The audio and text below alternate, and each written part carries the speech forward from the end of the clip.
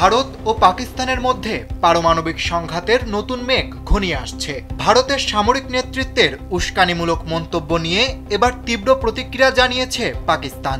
পাকিস্তান স্পষ্ট হুঁশিয়ারি দিয়েছে, দুই পারমাণবিক শক্তিধর দেশের মধ্যে নতুন করে সংঘাত বাঁধলে তা ভয়াবহ ধ্বংসযজ্ঞ ডেকে আনবে এবং এবার পাকিস্তান আর কোনো সংযম দেখাবে না।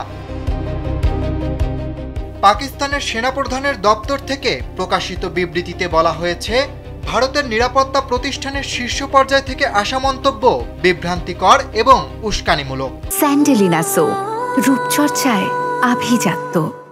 তারা সরাসরি ভারতকে সতর্ক করে বলেছেন, ভবিষ্যতে সংঘাত শুরু হলে পাকিস্তান কোনো দ্বিধা ছাড়াই দৃঢ়ভাবে পাল্টা জবাব দেবে। পাকিস্তানের সশস্ত্র বাহিনী নিজেদের ভূখণ্ডের প্রত্যন্ত অঞ্চল পর্যন্ত পাল্টা হামলা চালানোর সক্ষমতা ও প্রস্তুতি রাখে। নতুন করে সংঘাত শুরু হলে সেটি ভয়াবহ ধ্বংসযজ্ঞ ডেকে আনতে পারে বলেও পাকিস্তান সেনাবাহিনী সতর্ক করেছে। তারা জোর দিয়ে বলেছে, শত্রুতা শুরু হলে বিনা দ্বিধায় কোনো রকম সংযম ছাড়াই জবাব দেওয়া হবে। নিরাপত্তা সূত্রগুলো ভারতের হুমকিকে ফাঁকা বুলি হিসেবে আখ্যায়িত করেছে। এর আগে ভারতের সেনাপ্রধান উপেন্দ্র দ্বিবেদী ইসলামাবাদকে হুঁশিয়ারি দিয়ে বলেছিলেন, পাকিস্তান যদি সন্ত্রাসবাদে পৃষ্ঠপোষকতা চালিয়ে যায় তবে পরের বার ভারত আর সংযম দেখাবে না এবং পাকিস্তানের অস্তিত্বই হুমকির মুখে পড়বে। এর একদিন আগে ভারতের প্রতিরক্ষামন্ত্রী রাজনাথ সিংও সতর্ক করে বলেন, শিরক্রিক সীমান্তে কোনো অ্যাডভেঞ্চার করলে ভারত ইতিহাস ও ভূগোল বদলে দিতে পারে এমন কঠোর জবাব দেবে। জবাবে পাকিস্তানের প্রতিরক্ষামন্ত্রী খাজা আসিফ আরও কড়া মন্তব্য করেছেন।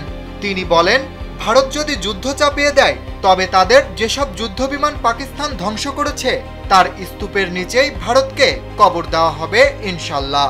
তিনি ভারতের সামরিক নেতাদের সাম্প্রতিক বক্তব্যকে হারানো বিশ্বাসযোগ্যতা ফিরিয়ে আনার ব্যর্থ চেষ্টা বলেও দাবি করেন। চলতি বছর এপ্রিল মাসে জম্মু কাশ্মীরের পেহেলগামে সন্ত্রাসী হামলাকে কেন্দ্র করে দুই দেশের মধ্যে 4 দিনের সংঘাত হয়েছিল। সে সময় ভারত অপারেশন সিন্দুর নামে অভিযান চালালে পাকিস্তান অপারেশন বুনিয়ানুন মারসুস দিয়ে জবাব দেয়। এই পাল্টা হামলায় পাকিস্তান 6টি ভারতীয় যুদ্ধ বিমান, যার মধ্যে 3টি রাফায়েল ও ডজনের বেশি ড্রোন ভূপাতিত করার দাবি করে, যা ভারতের বিমান বাহিনীর প্রধান অমরপ্রীত সিংয়ের 5টি যুদ্ধবিমান ভূপাতিতের দাবিকে নাকচ করে দেয়। অরিত্র বাসু, কালবেলা।